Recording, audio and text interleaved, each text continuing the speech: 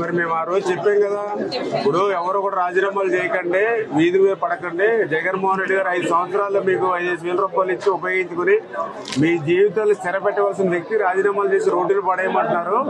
మళ్ళీ మేము వచ్చాక శాలరీలు పెంచుతాము, వ్యవస్థను కంటిన్యూ చేస్తామని చెప్పామా లేదా?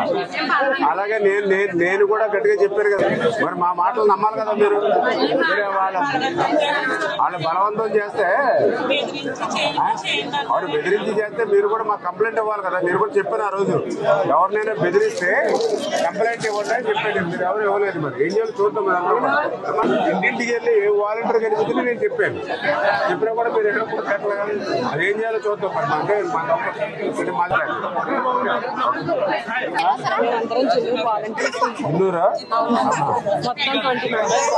మీరా ఏదమ్మా ఏంటండి ఏమైంది? మీరు రిజైన్ చేస్తున్నారు మీరన్నా? మరి చేయకూడదు కదమ్మా. అదే ఎంత బలవంతం చేసినా ఎవరు బలవంతంగా ఎందుకు చేస్తారు? మీరు మిగిలిన వాళ్ళందరూ ఎందుకు చేయలేదు? మీరేం చేశారు? ఎలా కదమ్మా, ఇప్పుడు నాకు పాలకొల్లు నియోజకవర్గంలో 1600 మంది వాలంటీర్స్ ఉన్నారు. అందులో చేసిన నాకు తెలిసిందే 150-200 మంది చేశారు. మరి మిగిలిన వాళ్ళు చేయలేదు. మరి మీరేం చేశారు? ప్రతి ఇంటికాడ కూడా వాలంటీర్ కనిపించగల చెప్పండి, మెసేజ్ ఇచ్చాం. రాజీనామా చేసి వచ్చారు. ఇప్పుడు ఏం చెప్తాం మనం? ఆ రోజు మనం చెప్పాం కదా చాలా క్లియర్ గా, ఇంటి దగ్గర దండం పెట్టి మరీ చెప్పారు, చెల్లెమ్మ మీరు రాజీనామా చేయకండి, రోడ్డు మీద పడకండి, రేపొద్దున మన ప్రభుత్వం వచ్చాక వాలంటీర్కి శాలరీలు కూడా పెంచుతాము, రేపు మళ్ళీ ఆ 10,000 రూపాయలు అందుకుని మా ఇంటికి వచ్చి అన్నయ్య మీ ప్రభుత్వం నాకు 10,000 వచ్చింది సంతోషంగా ఓ స్వీట్ ప్యాకెట్ పట్టుకుని రావాలి మీరు అని నేను అంత క్లియర్ గా అర్థమయ్యే విధంగా చెప్పాను ప్రతి ఇంటి దగ్గర. చూసారు కదా నా వాయిస్ కూడా విన్నారు కదా. విన్నప్పుడు మీరు ఏం చేయాలి?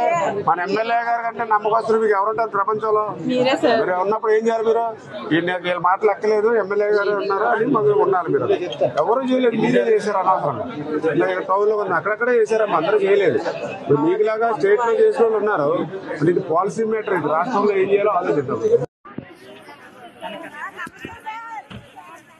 ఎవరు రాజీనామా చేయించమన్నారో వాళ్ళందరి మీద మేము స్టేషన్ ముందు కంప్లైంట్లు ఇవ్వండి.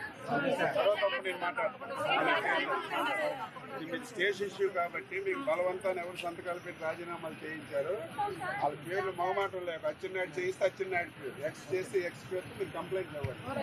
ఇంటికి వచ్చేలా అలర్ పెట్టి చేయించారు. తర్వాత నా దగ్గర కలవాలి.